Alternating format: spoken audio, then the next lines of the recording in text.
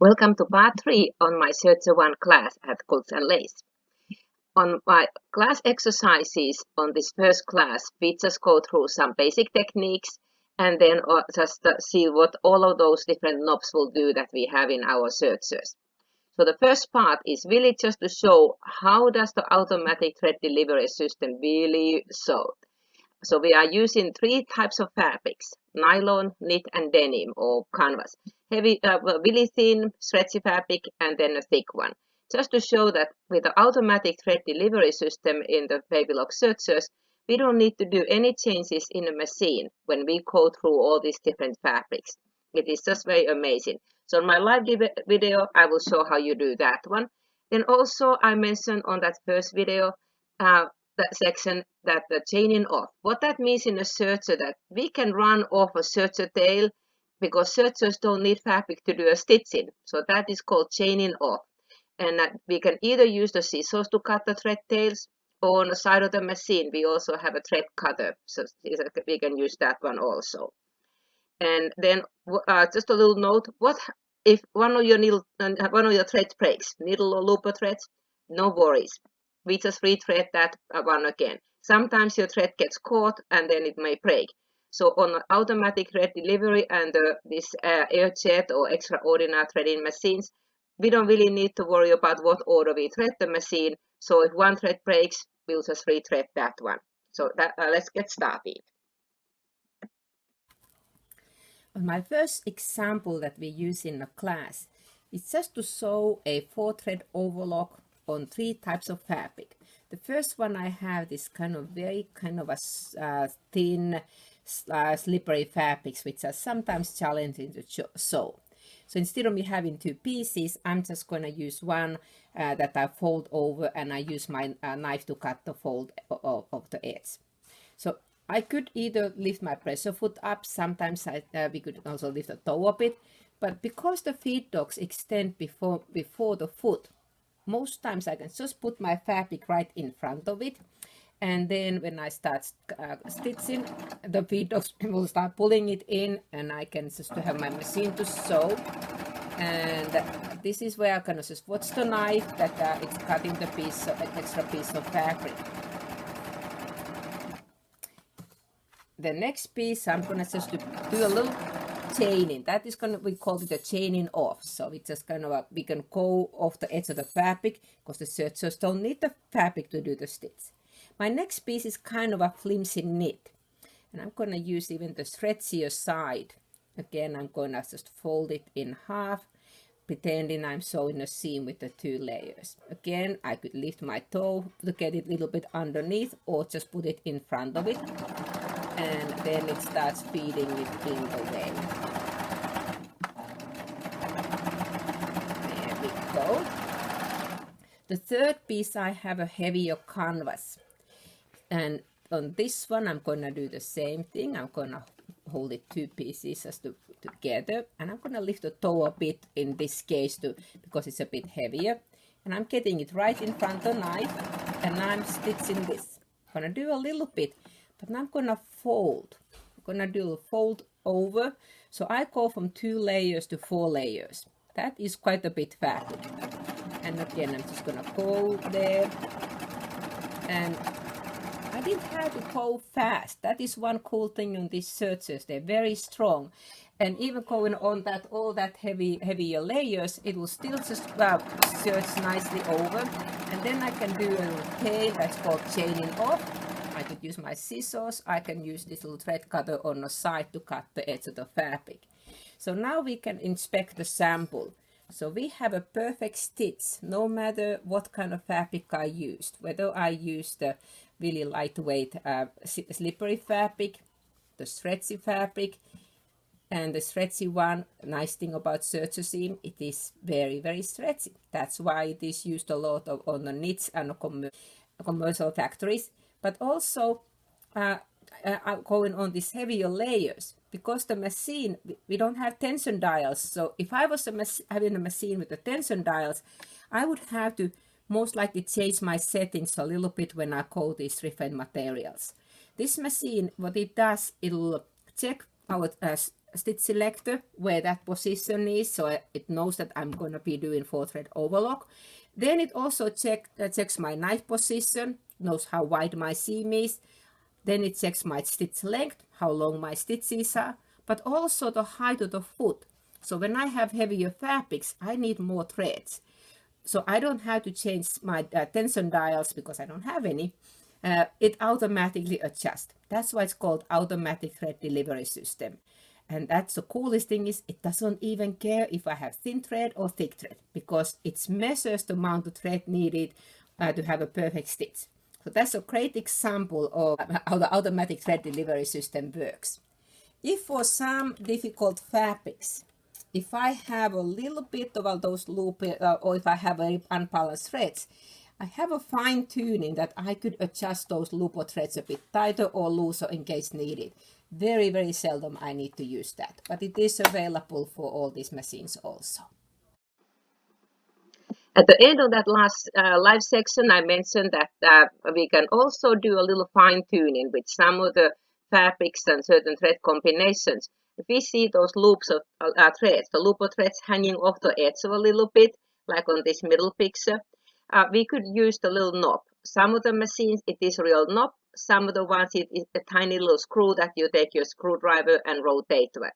If you rotate it towards plus, it will tighten those loops a little bit.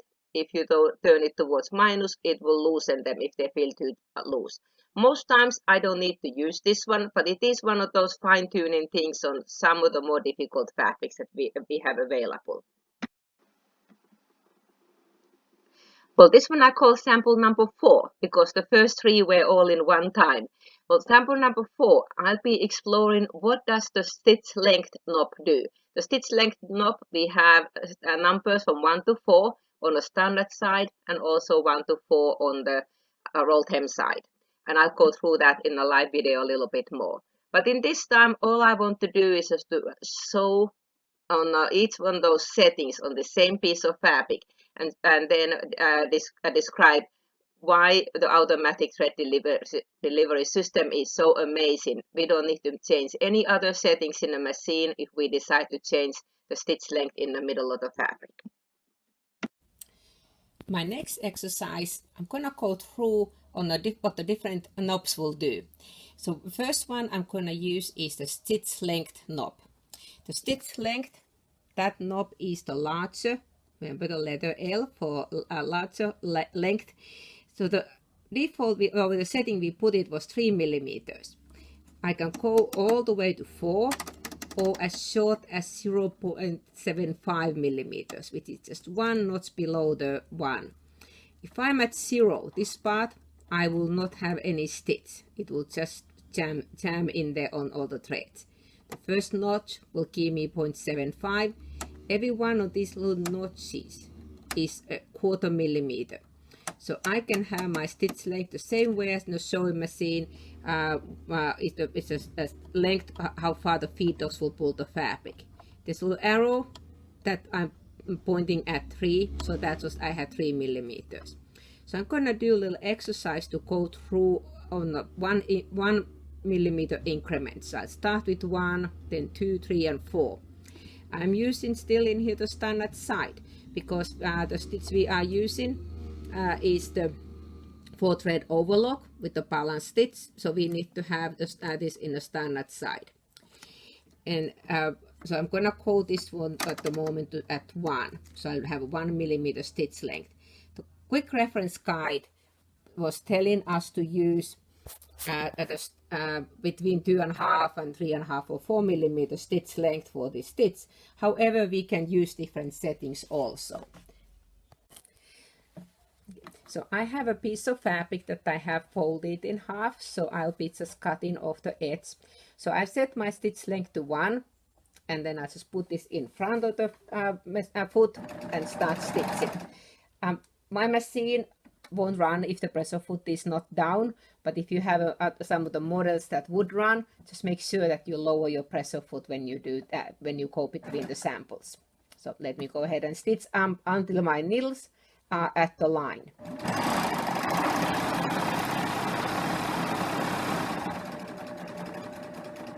there we have, now needles are on this line. So I'm gonna change my stitch length to 2 millimeters and do until the next line.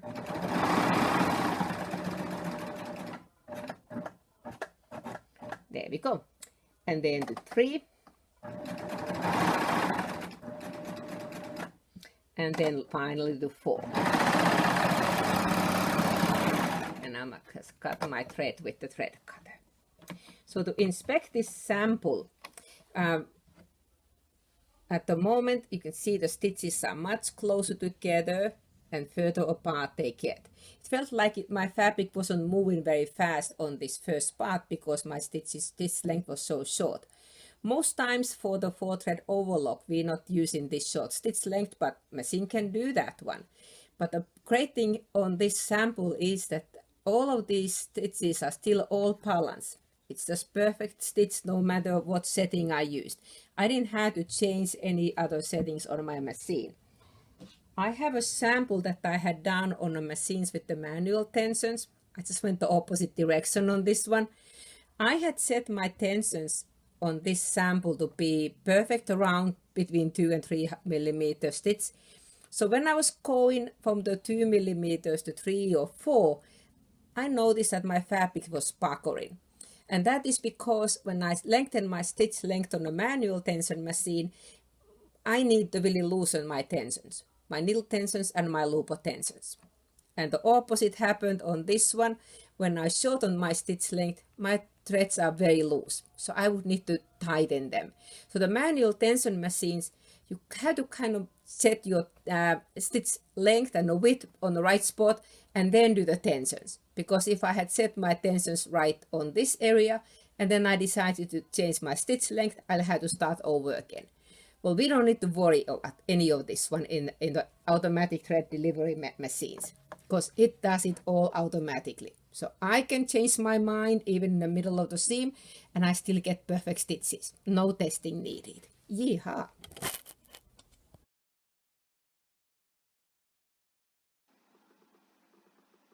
For number 5 sample, we will explore the knob that is the small knob, the stitch width knob. All this one does is it moves the knife blade closer or further away from the needle. So only thing we really are changing with the width knob is the finished width of the seam. The needles will always go in the same spot, the knife will just move. We do a sample with 3 settings. 7.5 millimeters, that is the widest setting, and then 6 millimeters, that is about scant quarter inch, and then the 5.5, that is the narrowest for this stitch. So we'll go through on that one on my live demo, but I also explain about what this marking, which is beside the 6 millimeters, the M, and then also how we can use that one to get the stitch if we have a common pattern that use the 5/8 seam allowance. So this picture in the bottom of the slide kind of shows a bit, but I'll explain more in a live video. Let's see what the stitch width knob would do. So I have a sample that I've shown in here earlier that I have changed the stitch width selection. So the only thing that the stitch width in a Serger does, it changes the knife position. On a sewing machine, the stitch width would be the change on the swing on my needles from left to right. Sergers, those needles can't ever swing, so they'll always go on the same spot. So only way we can change the width really is the finished width of the seam, is how much the knife is cutting. And the numbers that we have on this knob, we have 2 sets of numbers. So we have numbers that are printed on the bigger letters and numbers are using the smaller font. So on this one, anytime when I rotate this knob, only thing that happens is that my knife is moving. And the numbers, what they mean is the larger number on that same knife position, the larger number refers to my left needle. And the smaller font number refers to my right needle. So it is a physical distance from that needle to the edge of the knife blade. So from this position, I would get 7.5 millimeter wide finished seam, which is what I have it in here in the first part. If I go to where it says 6 millimeters, which is a little bit scant 1/4 inch. I use that a lot in a quilt piecing. So on that position, for my left needle, I would get 6-inch finished seam. If I have only the right needle in a machine, on that same knife position, I would get 3.5, because there's 2.5 millimeters between the needles. And the narrowest seam I can do with using the left needle is 5.5 millimeters. And the narrowest seam on the overlock side with the 3-thread overlock narrow, I would get 3 millimeter wide seam, which is about 1/8 of an inch. Well, lots of times I get a question that, well, how come my knob feels a bit loose? Is there something wrong? No, there's nothing wrong with that one, because that knife blade is leaning against the spring, and whenever I'm going wider, that the spring is fighting a bit more back, so it feels tighter. But when I go narrower, now my spring is releasing and it goes easier. So it's just the way how mechanically the knife operates. Well, the other question I often also get is, what does that letter M mean? Is it medium? No, it actually comes from the word Mero machine, which was kind of sort of a commercially used rolled hem machine, but it is a type of a Serger, Mero machine. So we'll use that position on a machine when we do the rolled hem stitch. But it's also used as a reference point. So whenever I am using these guides on the knife cover, there's some lines plus then the L and R. So if I have a pattern of fabric that I had cut at, so that I have 5/8 of a seam allowance. So if I put then my raw edge so that it is lining underneath that letter L, my left needle would be then going on the 5/8 of an inch seam. My knife would cut the excess out, but my seam would be in the right spot. And the same if I was only using the right needle, then I would move that fabric edge there, or any other of those seam allowances. But the reason we had to have this knife position at letter M is that because when I move this knife, this guide is leaning against the knife blade and it moves also. So this is a reference point. If I want to use those ones, I better have my knife blade on that position also. So I have set my stitch length back to 3 millimeters. So I cannot get it back where we started from.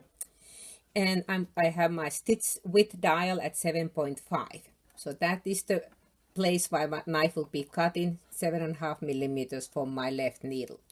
Now this time I'm gonna try to show so that when my knife reaches my marked line, I'm gonna stop.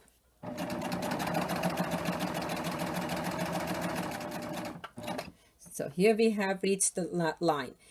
The reason I stopped this time with using the knife as my reference, because that's my sample about the settings of the knife. My needles are sewing about 1/2 inch behind. So that section of the fabric between the knife and the needle, that one is already cut but not sewn yet. That's the reason why I this time used the guide my change in the setting was where the knife was.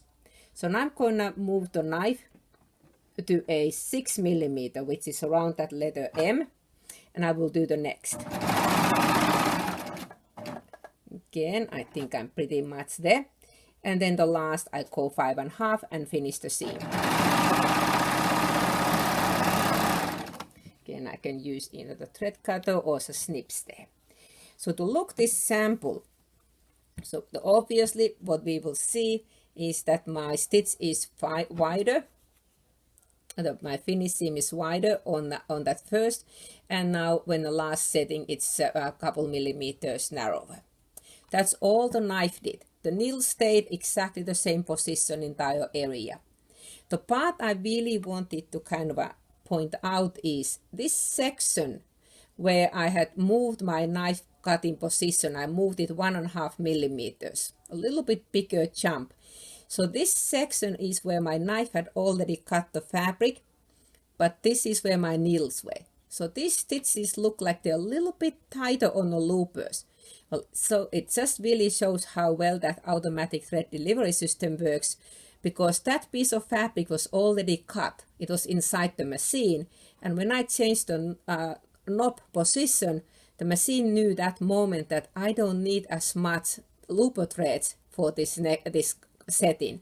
So it tightened those looper threads already for me. But because the fabric was already cut, it looks a bit tight. Amazing how it really works. So again, really, I didn't have to make any changes on the machine's settings when I was changing that knob.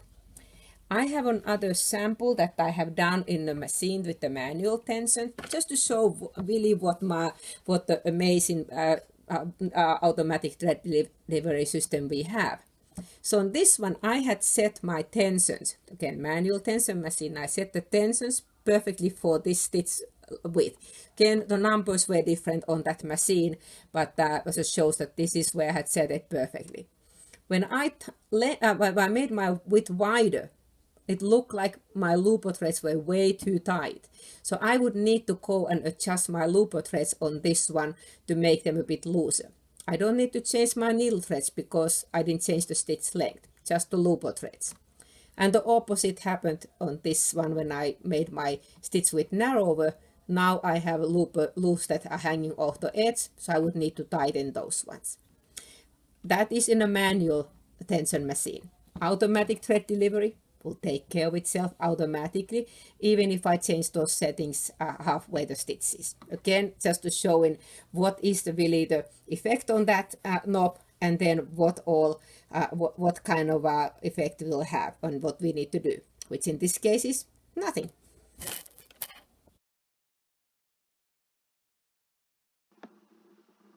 Okay, I put back the stitch width again into the 6.5, so where we started. So now I'm taking the next knob. And this is one of those knobs that it's not listed in the quick reference guide because they don't know what kind of technique or type of fabric we are sewing. So we're going to be using the differential feed lever. It's really not a knob. It's a lever that is on the side of the machine. And again, I show this more detail on my machine. But this lever allows us to change the ratio, how the front and the back set of the feed dogs will operate. And as a first sample, we'll be doing a knit fabric, which very often when you sew a knit fabric, we'll get a wavy seam. And it's because the feed dogs will put the fabric away from us and the foot pushes it towards us. And the stretchier side of the knit, we will get a little wave effect. Well, using the differential feed, we can ease it in. And on the sample, I made it two ways, 1.3 setting and 1.5. Well, next, I'd like to take another knob to see what that one does. And this time, I'm gonna be using the differential feed, which on my Baby Lock Sergers is a lever on the side of the machine.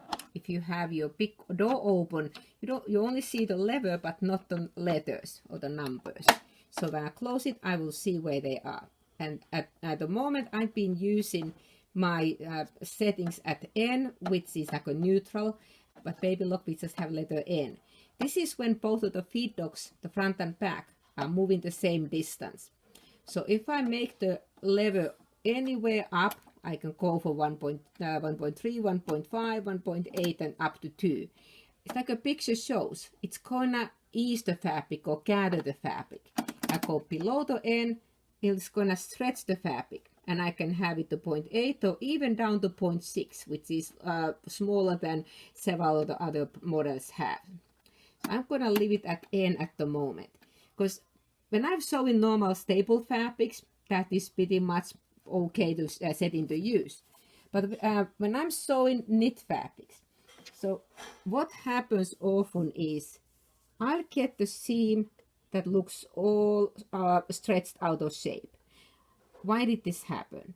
Well, it's because the feed dogs are pulling the fabric away from the machine and the foot kind of pushes it towards us. So it stretches the fabric. Knit fabric will get sewn on place that way. Same thing will happen on a sewing machine. So we don't really want to have a wavy seam like this one. We'd like to have the seam that looks nicely flat like this one. So say we're the same fabrics, just done with using the differential feed. If I use too much of it, if I put too much of the differential feed, I may get gathers. I don't want that either. So when I want to have a nice flat seam, I will always have to do a sample, because every knit is a little bit different.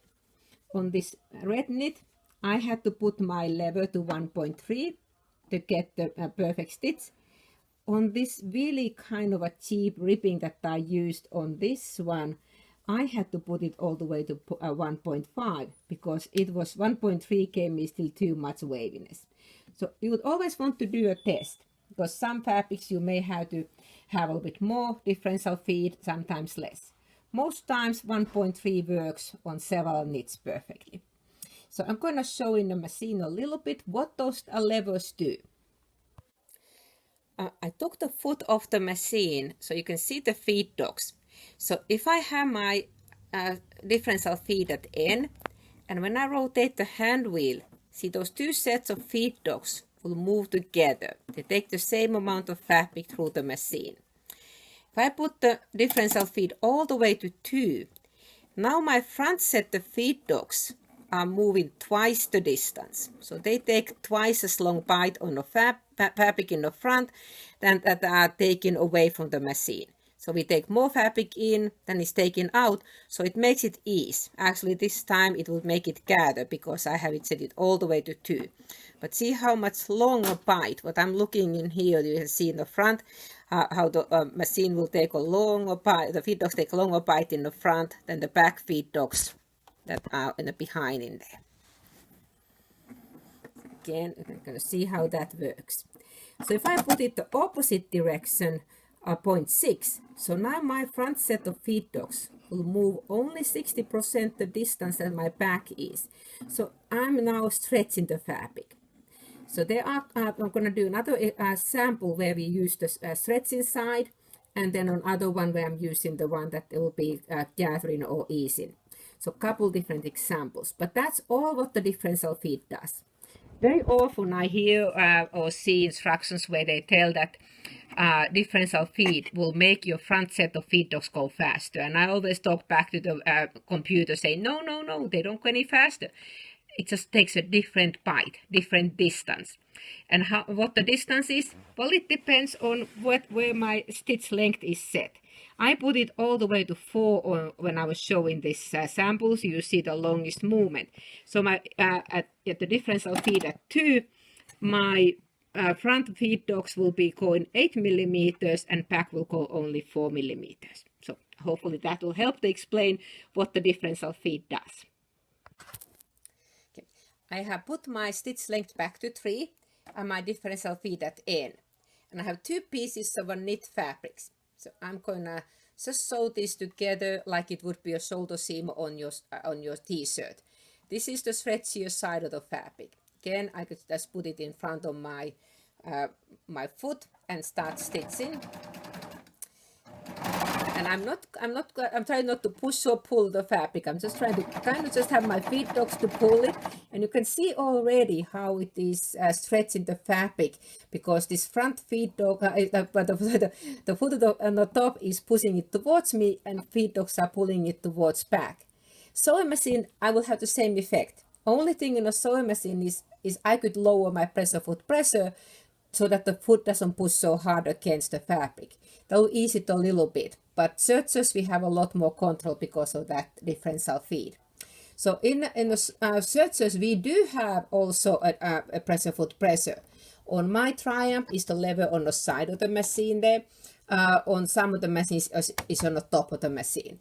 But in this case, I don't even plan to use that. I'll be just using my differential feed. So I'm going to go this side with the setting at N, like it would be normal woven fabric. But then I'm going to do the other piece of same fabric when I'm going to change the setting.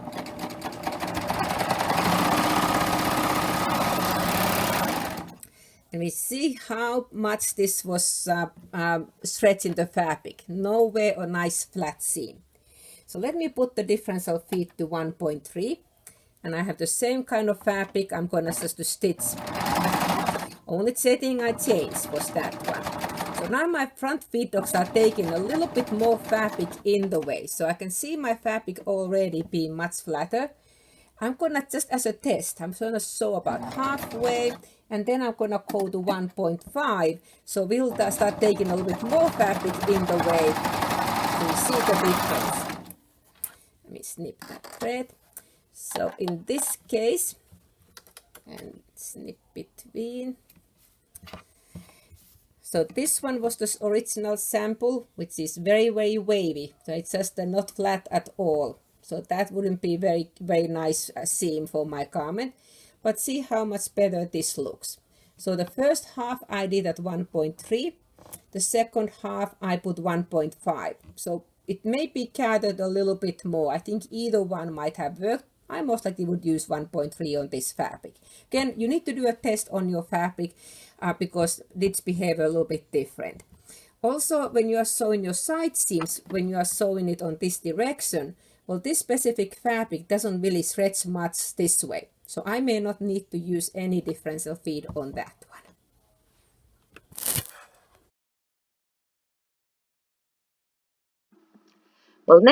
Well, next, let's try on other side of that differential feed level, because we have also numbers below the n. We have 0.8 and 0.6, which the 0.6 is much smaller than most of the Sergers we have. So what this one does is that in this side of the differential feed, our front feed dogs are holding the fabric back a little bit, so they are moving less distance than the back feed dogs. It's a great tool when we are using really thin fabrics. Like on my sample, what I'll be sewing is very lightweight fabric. So I'll do one side using the differential feed at N, which is fairly good seam already, but sometimes you see a little bit of a puckering. It's hard to camera to pick up that one. But then when I change the differential feed to 0.8, or I could even go to 0.6, kind of holds my fabric taut underneath the foot, so that way I'll get the nicer, flatter seam.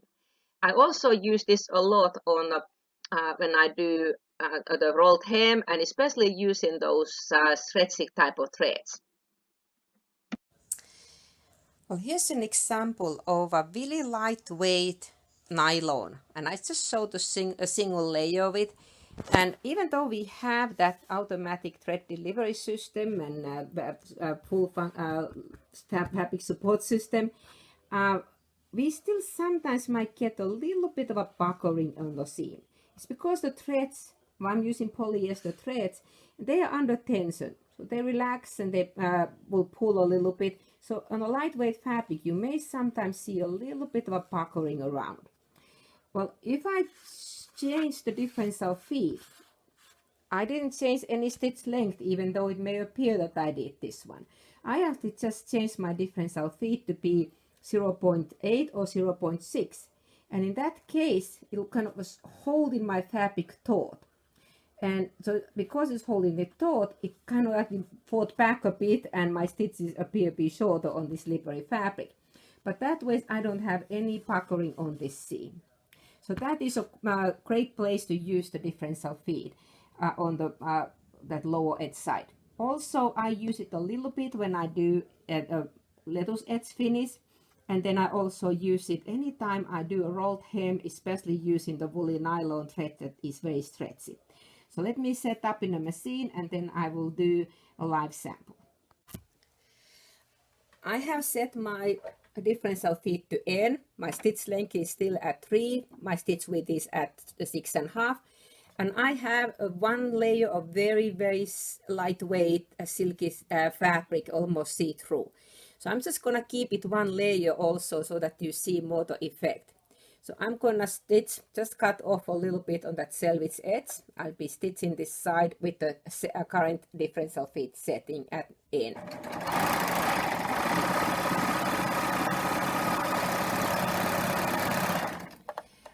And I got pretty flat seam, but I see just a little bit of a puckering in there, a little bit those threads pulling it. So let's do the other side. Only thing I'm changing is I'm going to put the differential feed at 0.8. So now my front feed dogs are moving less than my back, so it's going to make my fabric to be more taut underneath when I stitch it. So let's do this side.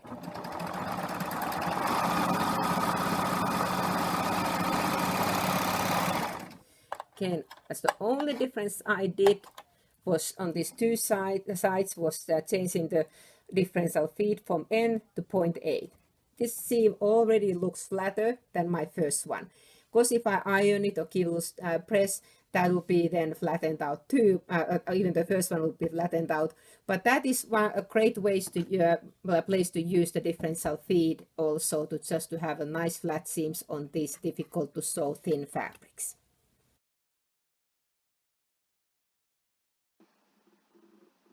Well, differential feed is just a cool thing. I had to do a third sample on it. And this is maybe my very, very favorite way to do the differential feed, and definitely my very, very favorite way to do gathers. So I will show on my sample on my live video again, using a couple different settings. On both of the ones, I use the differential feed all the way at 2, the highest position, when I should in theory get 2-to-1 ratio. But things that affect on the amount of gathers we get, of course, one is the fabric. If my fabric is really stiff and heavy, even the feed dogs, they can't pull it to make gathers. But if I have a short stitch length, there's no space that bleed to fold, so the form. So that way we may not get as much gathers. So this same piece of fabric that I have, on the second half that I lengthen my stitch length from 2 to 4, I got much more gathers because there's more space between the stitches to have that little gather to form. So just want to show those kind of the effects what different settings in the machine will do. Of course, another important thing is we do not want to hold the fabric very tightly in front of the foot, because then we are fighting with the feed dogs. We just gently guide it, but let the feed dogs to do its job. And at the end, we can also adjust these gathers, because we have now 2 built-in pasting stitches, which are needle threads. So we can pull those needle threads. And it's important to pull the needle threads, not the looper threads. So we can adjust these gathers. If we get too much, we can ease them out. If we don't get enough, we can gather more. And now one of my favorite things to use the differential feed, and my very favorite way to do gathers, ruffles gathers. Anytime you need to ease or gather fabric. On a sewing machine, we normally are told to sew 2 rows of basting stitches, and then you pull your bobbin threads and you hope that they won't break, and that allows you to gather. Well, if your fabric frays a lot, when you start pulling those threads, often your fabric starts raveling also. So you would almost have to overcast it. So now we're talking about 3 rows of stitching, overcasting, 2 rows of basting stitches, and then you still have to pull your bobbin threads. Well, Serger kind of does multiple things at the same time. Because we are using overlock stitch, it overcasts the edge already as we sew. And then when we use the differential feed, it will also gather it. And then thirdly, it puts those 2 needle threads that can be adjusted. So the overlock side, I can adjust those gathers later. Well, we have a couple different ways what effects on how much gathers I get. First one is, of course, your fabric. If I'm doing really stiff fabric, you won't get much gathers because the fabric fights back. Lighter the medium weight, you get more gathers. Because how much I put differential feed will affect on it also. If you only put 1.3, I only get a little easing, kind of like a sleeve cap. But if I go all the way to 2, which I just did on my machine, now I get the maximum amount of gathers. The other thing that affects also, other than the fabric, is your stitch length. If I have a shorter stitch length, in theory, my machine will take twice as much fabric in that is taken out. So in theory, we should get 2-to-1 ratio. We most likely won't, because if my stitch length is very short, there's no space that will bleed to form. So if I put my stitch length to 2, I most likely won't get as much gathers if I put my stitch length to 4. 4 is the one that I get the most gathers. So I'm going to do a sample of a fabric, just a little medium weight fabric. I'm going to sew halfway at the stitch length at 2, and then I will do the rest of it at the stitch length at 4. And I have my differential feed all the way to 2. So in theory, I should get already 2-to-1 ratio, but I most likely won't get as much in here in the beginning. So let me get started. Let's get this edge. Again, other important thing is that I just guide the fabric, but I don't hold it back. If I hold it tight, it can't pull the fabric through as evenly and get those gathers. So just guide it, let it just to go through there. And you start seeing already how it's gathering behind. And as I said, we pretty much should get about 2-to-1 ratio, but again, this is kind of medium weight fabric, and so the stitch length I may not get as much. We show a little bit, then I change the leg, about halfway. Now I'm gonna change the stitch length to all the way to 4. Then I'm gonna finish the seam. Again, I'm just gonna gently guide the fabric. Another option is I could put my finger behind the foot and kind of hold those stitches a little bit. That gives me sometimes a little bit more gathers also. But I'm just gonna this time just to do the same way as I did this other part. And it would feel like it's going really, really fast because I have a longer stitch length. But I can already see that I start getting more gathers. And let me cut that thread there. Well, inspecting the sample, I see that I got really nice gathers on the first half also, but I got more gathers on the second half. So it just shows that the shorter stitch length, I don't get as much gathers because there's not as much space for the pleat to form between the stitches. So the most gathers along with stitch length and the differential feed at 2. The stitch length at 4 and feed at differential feed to 2. Sometimes I get this question that I have these loops kind of hanging off the edge. How come when I do the ruffling or gathering? Well, on this case, what we can do is we could cheat the machine a little bit. So because we are doing the gathering, it's the way the fabric moves inside the machine between the knife and the needles. That is why we get some of those loops. Well, if I wanted to have these ones a bit tighter, because we have that little fine-tuning knob that I could tighten the looper threads a little bit, or I could really cheat big time and put my stitch select to the B. I know this stitch we are meant to have it at A, but if I put it to B, what my machine would think is I only have right needle in a machine, so it automatically tighten these looper threads.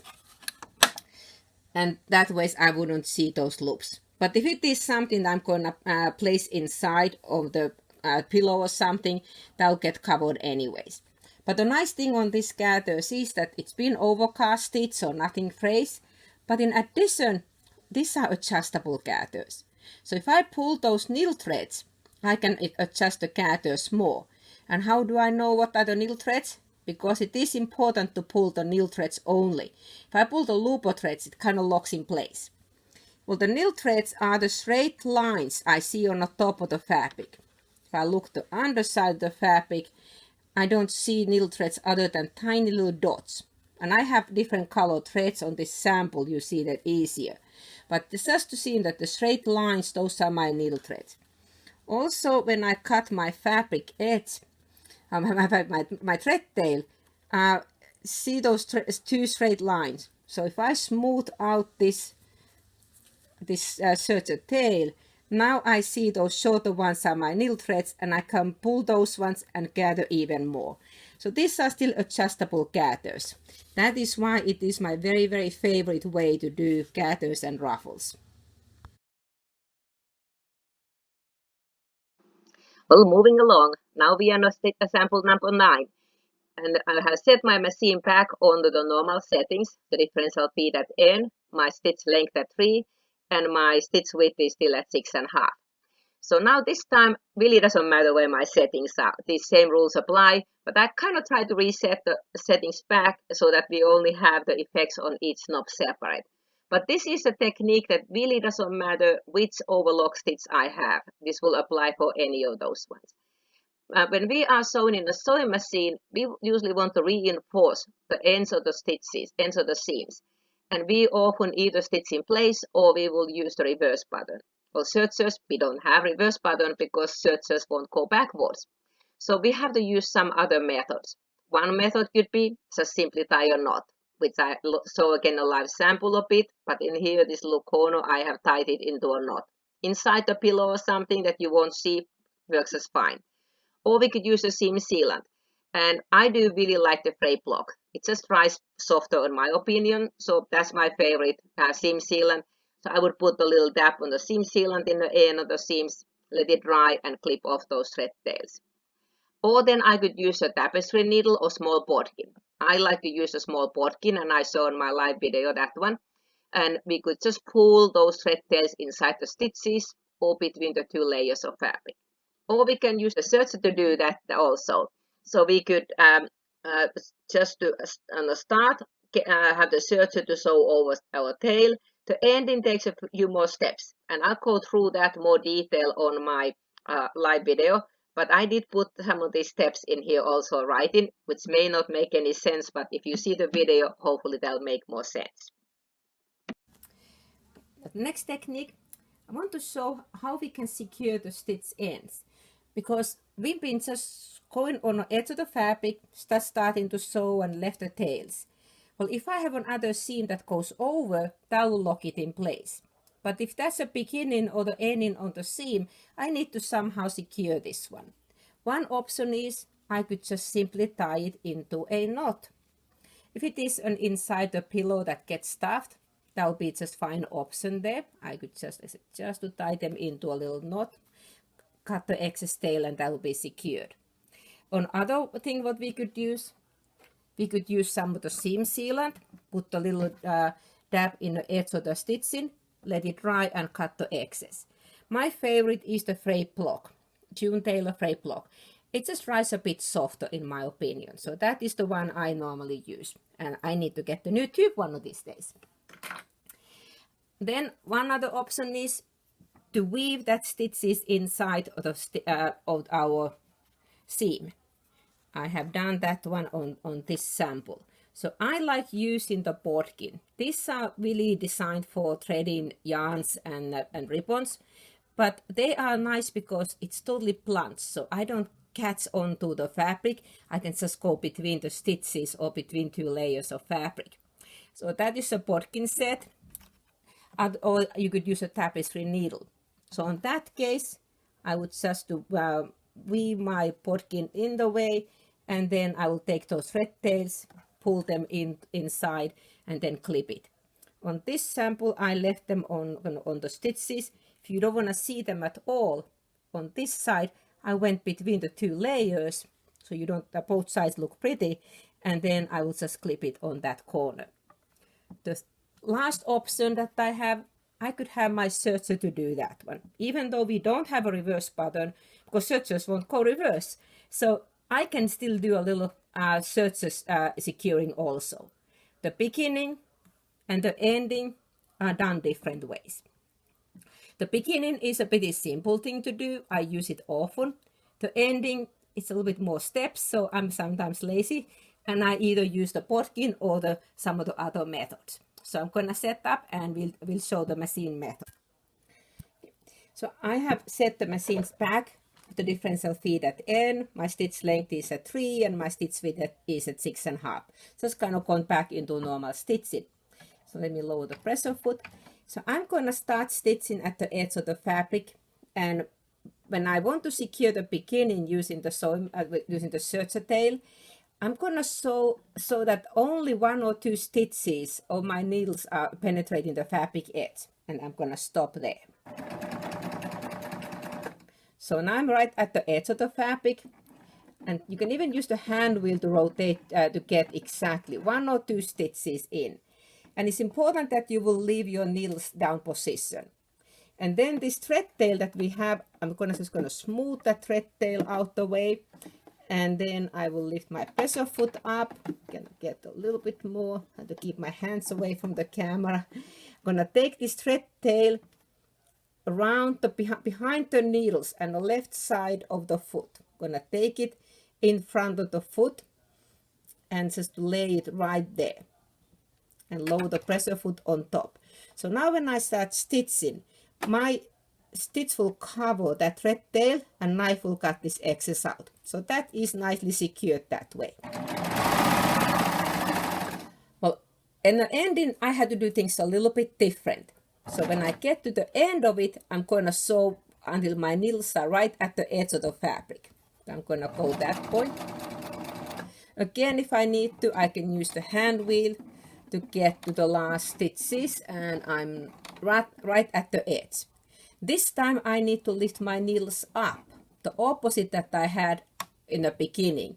In the beginning I let my needles down and then I pull the thread tail.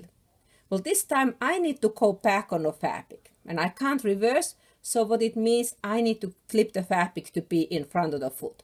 So I lift the pressure foot up, but now I notice my fabric stuck on the machine because the stitches are held behind the needles in the stitch finger.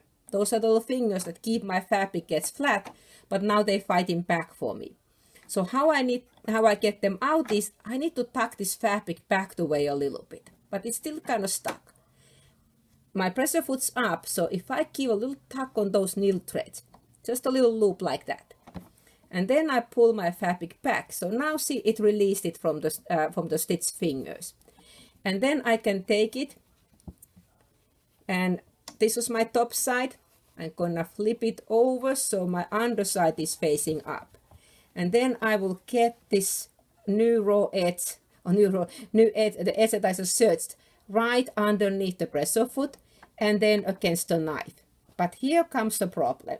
If I now just start stitching and my fabric edge is against the knife, my knife will start cutting off just my just the recently sewn stitches. I don't want to do that one. So this is one of those few moments that I do want to lock my knife. So I'm going to rotate the lever in front of kind of the two knobs, the wee and the large knob. I'm going to rotate towards back. So that will lock my knife. Some machines, the 4-thread machines, you may still see a little bit the knife above the surface. 8-thread machines will go all the way down, because in the 8-thread machine, when we do cover stitching, we can't have it poking up on the top of the surface at all. Regardless which one it is, I'm going to now line up that sewn edge right next to that knife blade, and then I will line up the back on the needles on the back of the fabric. Because I pulled these needle threads a bit loop, I'm going to go in the back of the machine and pull those threads back up a little bit. So I kind of tighten it back whatever I pull a little loose. And then I can lower my needles down. This is another cool thing in the baby lock sergers, is that the needles go straight down. See, they're not in an angle like most of the other sergers are. Because now that they go straight down, I easily see exactly where my stitches go. I don't have to try to adjust it again and see where the needles actually hit the fabric. Also, because they go straight down, I get much more piercing power, and my needles don't flex as easy, and I don't have as easily skip stitches. So other one of those little things that they thought for us. I'm going to lower the pressure foot, and then I will start stitching. So now I'm going right over that previous stitching. And this is where I can use those notches on the foot, that the second notch is where my most left needle is. If I line that notch with my previous stitching, I should be lined up pretty well. Another great foot to use also is the clear foot, or then the open toe foot. I even see more on those ones. So I'm going to sew about maybe half an inch to an inch just over that previous stitching. Then I will lift my needles up. Again, I'm using the hand wheel, rotating towards me. Lift the pressure foot up. I'm going to give a little tug on those needle threads.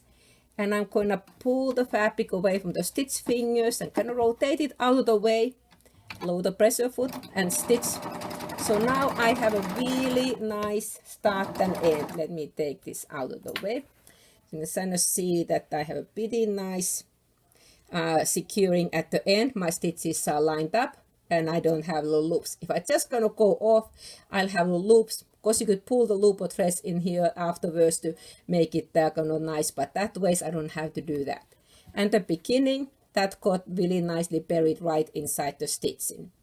So that's a great way to do securing the seams, especially the beginning. The ending takes a bit more steps, but just those little steps will help there.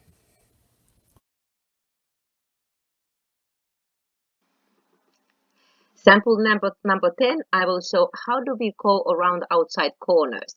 And this is a great technique for really any overlock stitch. I'm just using the 4-thread, but I will show a sample of a little baby blanket that I use the 3-thread overlock. So any overlock techniques this will be working.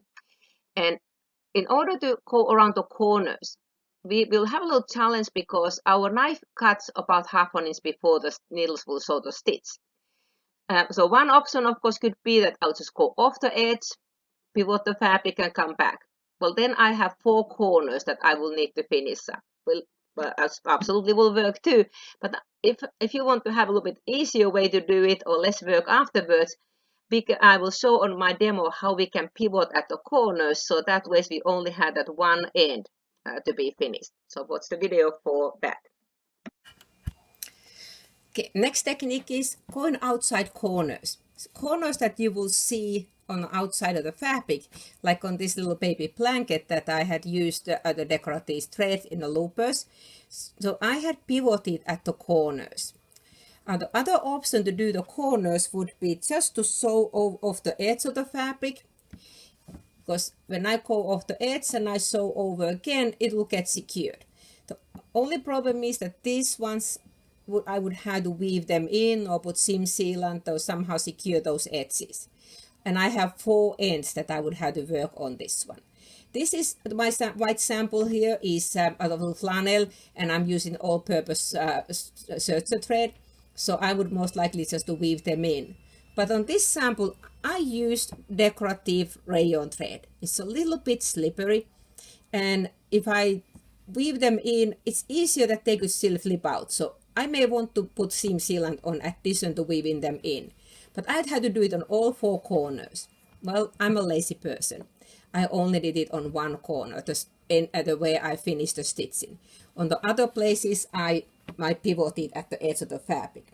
What I mean pivoting, I literally gonna be pivoting at the edge of the fabric. And all I have then to finish is that one finished edge. So I'm gonna go and set in the machine, and then I will be doing that one. I have a piece of fabric that I'd like to go around. Well, if I don't need to trim anything off, pretty simple, I would just use my knife as a guide. Even if I'm not trimming anything, I would still leave my knife up and use it as a guide. And then I would stop right at the edge and do the pivoting. But what if it was something that maybe had a 5/8 seam allowance that I would need to trim some part of it off? So on that case, what I would want to do is I need to do a little starter cuts. Let's say that I'm gonna be trimming off about 1/4 inch from the edge of the fabric. So I'll do a little starter cut. I don't need to do it on a beginning seam because I can line it up in the edge of the knife. The reason why I have to do it on the next corner is that if I just pivot right on this corner, well, that piece of fabric would be inside the machine and wouldn't get cut with a knife. That's why we need to do a starter cut. And I would need to do that one on 3 of the corners on this case. I just went against the stitching. So that will be my first one. I'll start stitching. I'll sew right at the edge of this corner, and then I can pivot. So let me go in the machine. So now I'm gonna put my knife blade just lining up against right where I'm gonna start stitching. And I will flip up this piece of fabric out of the way, that will start a cut. And I'm gonna sew that I'm right at the edge of the fabric edge. Again, often I may have to use my hand wheel to get right at the edge. So here's my last stitch. I will lift my needles up using the hand wheel towards me. I'm gonna lift the pressure foot up, and then I need to pivot, not to flip over like in the end in the seam, but actually pivoting. Well, again, it's stuck in the stitch fingers, so I'll keep a little tug on my needle threads, pull it back a bit to release, and now I can slide it over. And that little starter cut that I had, I'm gonna lift the toe of the foot. So I'm gonna line that the little cut right next to the knife, and then my knife can start cutting from this edge. And I will line up my needles on the back edge of the fabric. Again, because I pulled these threads a bit loose, I'll tuck them back a little bit, and then I will lower my needles down and then I will put my pressure foot down. Why did I do it on that order? Why didn't I put my pressure foot down and the needles then down? Well, if I wanted to start right at the edge, and if I put my pressure foot down and do the first stitch, my fabric will move whatever stitch length I had set it up. So I wouldn't start right at the edge. But if I put it needles down first and then my pressure foot down, it'll be starting at the spot I want. Just then if you want to have it very precise. Then I'll do the same thing on this corner. So we'll do it again.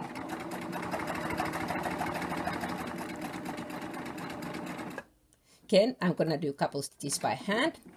Come right at the edge, needles up, pressure foot up, tuck the needle threads a bit, release it from the stitch finger, slide it underneath, just pivot in the fabric, slide that edge right against the knife blade, and the edge of the fabric where I want to start the stitches, pull my threads back a little bit, but otherwise you'll have a loop in the end. And then I will put my needles down, then my pressure foot down, and start stitching. Let's do one more.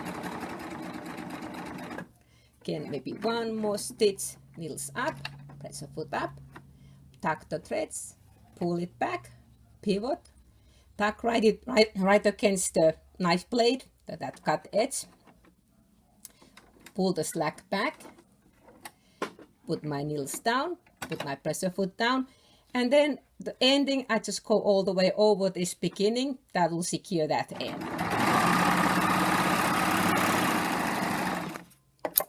And only thing that I would have to tidy up in the end would be this tail, what I finished. But that ways I could pivot at the corners, and I got them pretty nice corners, I'd say myself, even doing over the camera that I'm not even close enough to the fabric. See, this one in here, I see a little bit of a loops. That just meant that when I put this edge of the fabric, I wasn't right next to the knife. That's why you had those loops. So it's important to put it right next to the knife. So it's a great way to do the corners. So here's another example that really shows that if you don't put your fabric gets right next to the knife, you get these loops. So you need to have it again, so then we have a nice stitching.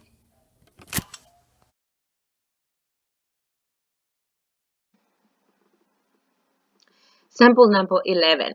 On this one, I'm doing corners that are items like pillowcases that you would be turning them right side out. So if in a sewing machine, I would just go sew it in a corner, kneel down, pivot, and continue, and clip the corners. On a serger seams, if I clip the corners, I will cut my thread tails, and then I will have a hole probably because the stitches wouldn't be very secure. If I just go around like in my outside corners, if I go back on the previous one, if I would just go like the outside corners like this and then turn it right side out, I would not have very pretty sharp corner because I have all this fabric in the corner plus all the thread. So here's a cool technique that I really learned from Nancy Seaman. She was using this a lot also with the sewing machines. So same technique works both with the sewing machine and the sergers. But especially serger, that's the best way to do that, the corners that are turned inside out. So in this way, I will sew my one side, and then I will fold that fabric edge just right over the previous seam and sew over, and then I repeat that one. So I do on my sample on my live demo coming up on those two corners, and then I will show you when I turn it right side out how nice sharp corners we get. Okay, well then I'm gonna do corners that we're gonna be turning the right side out. So it will be kind of like a pillowcase or something that you would turn right side out. Like on this little sample, I have sewn the edges and then just to turn it right side out. So the seams are all inside. Well, in a sewing machine, what we would do is we would sew at the corner, the kneel down, pivot the fabric, sew the next corner, and so on.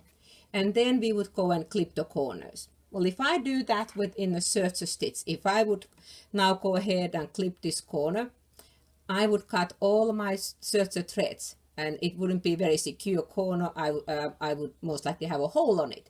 So we can't do that in a serger seam. If I turn this one right side out, I would have all that fabric and all that thread. So my corner wouldn't be really nice, nice and flat corner. Like this one is upholstery fabric, a little bit heavier fabric. And I still got fairly nice right corner on this one. And I did not clip that corner. The trick on this one is to do a wrapped corner. This example is flannel. So see, I've sewn this side, and then when going to the other side, instead of sewing it flat, I folded the edge of the fabric, either top side or underside, but right along that stitching line. It's just where your previous seam is, and we sew over, and then when we turn this one right side out, again, this is a bit heavier fabric, it is flannel. And I take my favorite point turner. It has a little ball. This is a Floriani point turner. I love this one. I can poke it and see how nice corner, sharp corner I caught even on a thick fabric with the serger seam. That little trick is called the wrapped corner that Nancy Seaman used a lot in her TV programs and in her books. Works the same also in a sewing machine. So I have two pieces of just cotton fabric, and I will be sewing the first side. I just trim off a little bit. So I could either just to go off the edge of the fabric and then leave the tail, but if I wanted to have a bit neater one, if I stop right at the edge, lift my needles up, pull that little thread tail that I can release the stitches. So then when I've wrapped it, and I wrap this edge, and this one is kind of easy to see because I put black thread on my left needle. So if I wrap it over right along that stitching line, if I do too much, I'll get the pleat. I need to be right along that stitching line. And then I will put this one under the machine. In this case, I'm not trimming anything off. So I would have to have it pre-trimmed on that part if I wanted to do the corner like this one. I'll do the other corner the different way. This time I just went off the edge of the fabric, and then I can clip those tails, and then you can kind of see when I'm going to do the little fold. I'm just going to fold it right along that stitching line, and then this is the time that I may want to lift the pressure foot a little bit so those fabric edges won't move, and I hold it on here on the left side, and I'm stitching. And if I wanted to secure this edge, I could do my secure thing by pulling this thread tail. If it's inside the pillowcase, I would maybe just tie it into a knot, because I'm a lazy person. So a couple ways to do that other seam. So now I have sewn those seams, so they're just wrapped around the corners. And when I turn these ones right side out, take my handy point turner, it will have a really nice sharp corner. Just do a little more poke in there. There we go. I'd say that's pretty good sharp corners that I just did it in a serger seam. It's not too bulky, but all these threads, instead of punched up, they nicely folded, and that makes that corner look pretty.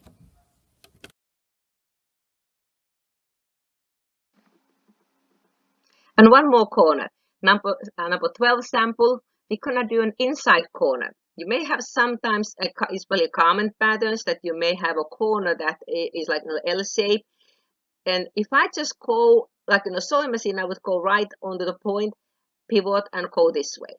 But because of my serger knife is about 1/2 inch before the needles, I would be cutting into my fabric. So sergers, we always need to keep a straight edge, and then use that knife as a guide. But if I just rotate this fabric flat, what happens, I will get the pleat.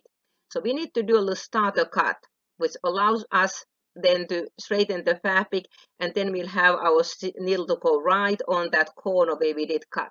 I put pictures also here from the serger manual that shows it pretty well also. But I'll do in my live video showing how I do that cutting. Well, what about an inside corner? So in a sewing machine, I would just sew here, pivot my needle down, pivot the fabric, sew the other side. if I do this in a serger, what will happen is my knife is 1/2 inch before the needle.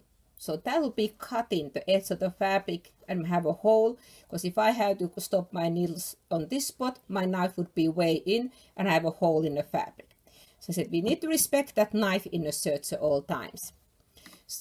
So if I don't need to trim anything off, if this was perfectly cut to the size that I would just use my knife as a guide, and I said, oh well, what if I just then pivot, rotate this fabric and sew a straight seam?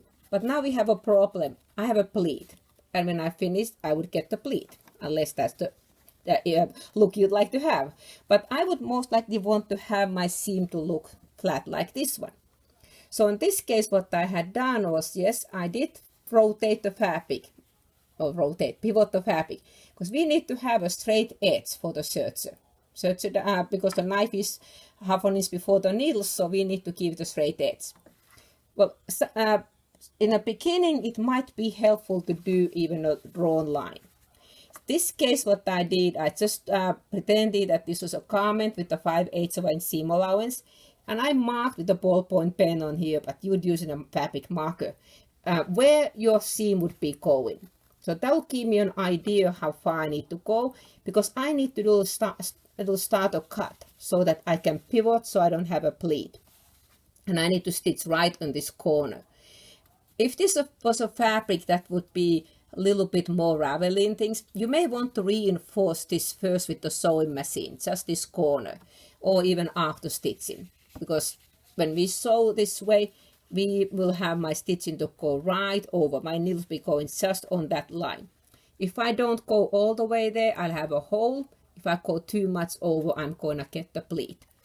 So on this piece of fabric, that's just the 2 pieces of fabric I have, I'm going to take my scissors and I'm going to do the starter cut, 45 degrees, whatever is going to be my seam allowance. And then I will put it in front of the machine. This is again handy to look those toes in the foot, because they will give me guidance at where my needles would be going.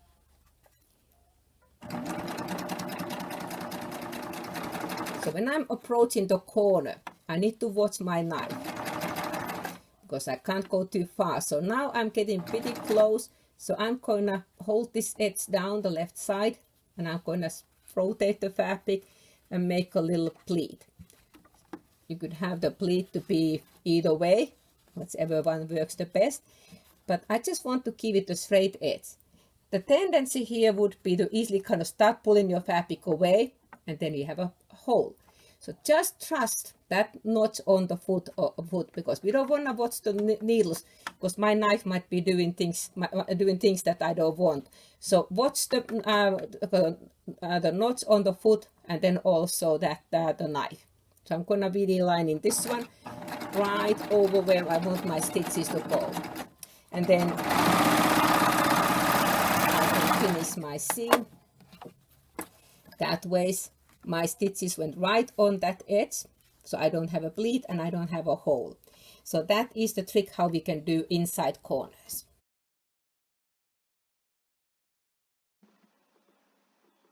And then for the last sample for this class, number 13, stabilizing knit seams. And on my very first, actually maybe number 2 sample, because it was part of that first 3 samples, I sewed a seam on a knit fabric and showed how nicely the serger stitches are still stretchy, which is an ideal seam for a stretchy fabric. But sometimes we want to stabilize those seams, like on a t-shirt, a shoulder seam. That will be on a very stretchy side of the fabric, and it could easily stretch out of shape. So how do we stabilize a seam? Well, we could sew a twill tape or even a ribbon, which I'll be using in a sample on a live video. But then also we could use the clear elastic. In this ways, it will stabilize the seam, but it will still remain some of the flexibility. And how do we do that one? Well, the serger feet, we have slots, little openings. Depending on the machine, you may have one big one in the front only, or then if you have an ovation or a triumph, we have also a couple other smaller ones. One in here is lined up with the cover needles, and then other one for the which is a 6 millimeter width, that is just lined up with our overlock needles. On my sample, I'm using a 1/4 inch wide ribbon, so I will just feed it through that hole. One more technique for this class is how we can secure a stretchy seam. We like to search the stitches on a stretchy fabric because the seam will stretch again with the fabric. But sometimes we need to secure that seam, like a shoulder seams. I don't want it to be stretching out of shape. So see, this is a very stretchy lycra that I have, but this seam is not stretching because I sewed a 1/4 inch wide twill tape into that seam. So that secured my seam very nicely. Another option could be to use clear elastic. So in this case, the elastic will let it stretch, but it will also still secure or stabilize my seam whenever it relaxes back. So that way I can still have some stretchiness like on some of the sportswear, but then it will still secure my seam. Well, in that case, I would just use a woven tape or the clear elastic. I'm actually using the ribbon in this example. And then I have my piece of knit fabric. And I have cut it or have the seam this way that I have a very stretchy side of it because I'm pretending that's my shoulder seam. And yeah, this should be really in 2 parts, but I'm just going to cut the fold. I was just lazy cutting this. Well, I could just put this piece of tape over the fabric, but now I had to kite my fabric and I would have to kite my ribbon. Well, the foot of the of our standard foot, we have lots of notches. Depending on the foot what you have, some of the ones may have just one opening, one slot in the front of the foot. The Ovation and the Triumph foot has extra ones. If you have the Evolution or Accolade, you can get this foot for your machine too, so it has those extra holes. That just makes it a lot easier to get that ribbon on its place. Sometimes it's easier to put this ribbon in a foot if the foot is up. Longer ribbon, I would put it through the top of the on that bigger hole and get it underneath.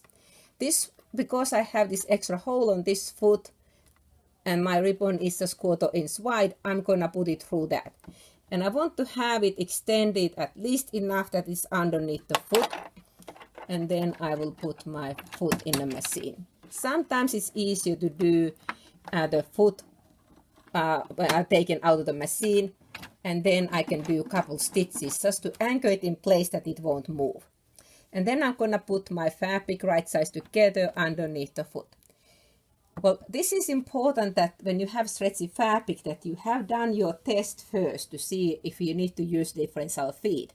Because if I leave my differential feed to end on this fabric that we used earlier as a sample, I know I would get the wavy seam. And this ribbon would make it permanent. So I kind of know that on this one, I think we had 1.3 that worked pretty good. So I'll put my differential feed already to this one. So now all I have to do is just to kite my fabric, leave the ribbon alone. The foot will keep it in the right spot so it won't get cut. If I hold tight on this one, I'm going to make my fabric gather. I don't want that. So I'm just going to kite the fabric.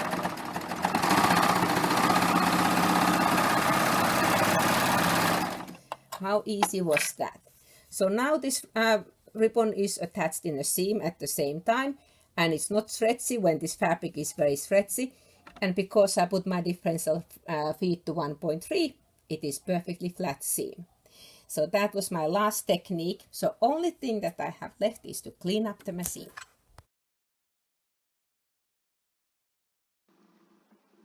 Just a little summary about well, we need to clean the machine and get that lint out of the way. So just a reminder, we don't want to blow it inside the machine. We want to get it out. Vacuum cleaner and brush, those are your best friends. And I have in this one a picture taken from the manual. So again, best thing is to refer your instruction manual, your operator's manual, and it will show how do we take the stitch plate out on the different machines. This is a picture of my Triumph Serger.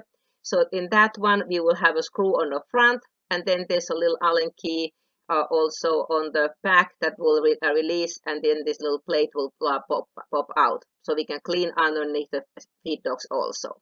So again, best to refer your operations manual. And a good reminder, change your needles frequently, use good quality thread, and then have your machine service at least once a year.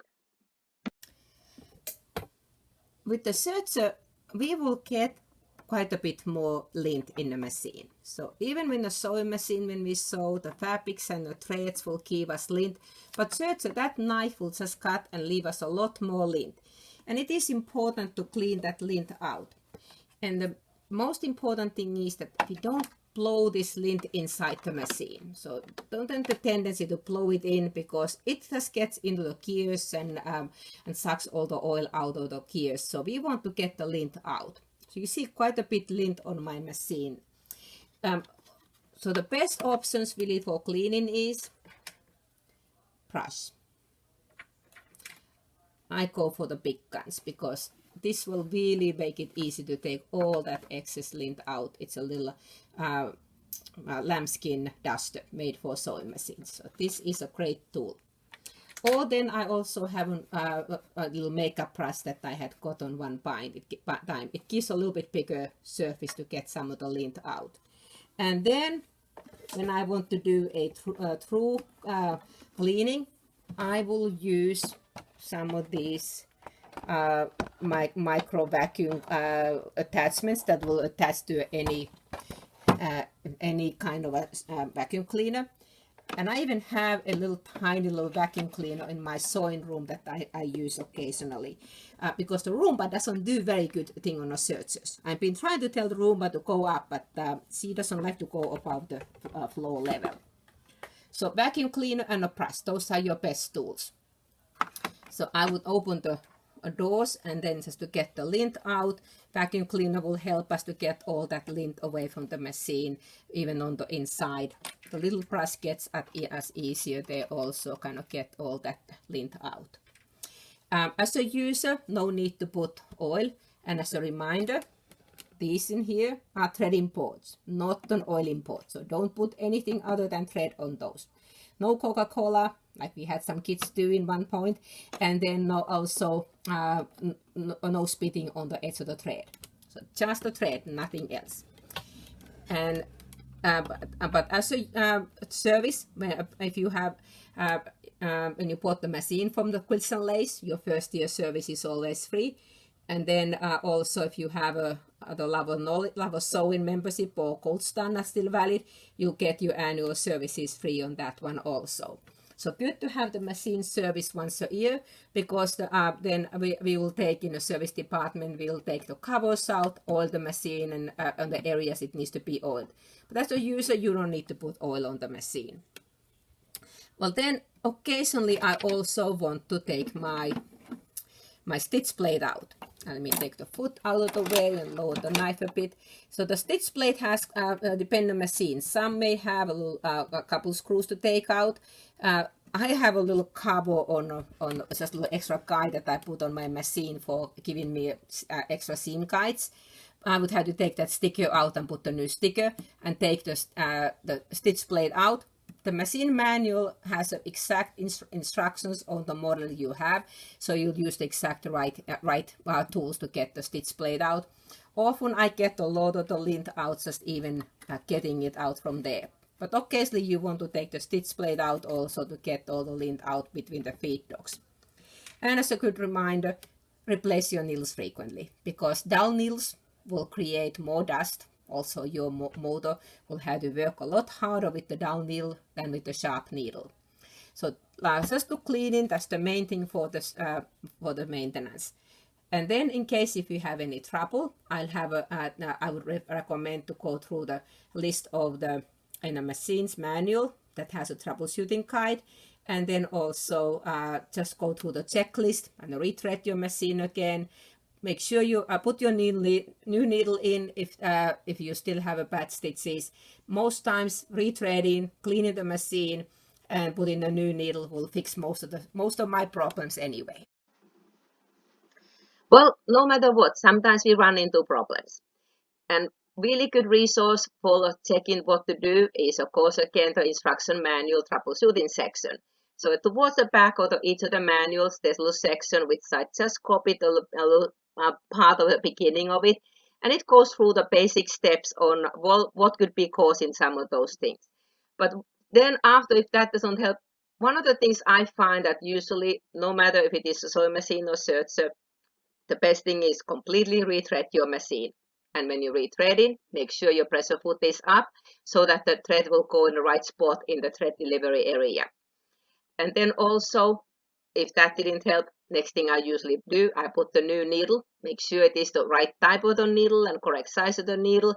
And really important, it's inserted all the way up, because if it's not all the way up, your stitches won't be proper. The timing would be off on that way. And then really the next ones on the couple ones, go through your checklist, that quick reference guide. If you go the checklist first and then rethread it, because one of the things easily we may have been doing some other stitch and maybe the stitch length was on the right side of the knob, or maybe the stitch selector was still left on the previous stitches that we were using. So going through the checklist and then rethreading. If that didn't fix, then put the new needle. And then sometimes just using a certain other type of a pressure foot. On this class, we only use the standard foot that came with the machine. But then when we go some of the other classes later on, we will be using several other specialty feet. And they really make lots of the jobs easier. And then I always like to remind, well, one thing might be time to clean the machine. And if that didn't fix it, then call Quilts and Lace, and we will arrange a time at this time when we are a little bit social distancing. You may want to call ahead to have your machine serviced. Otherwise, no, in the normal working hours, you can bring the machine in, and we will work on your machine quickly.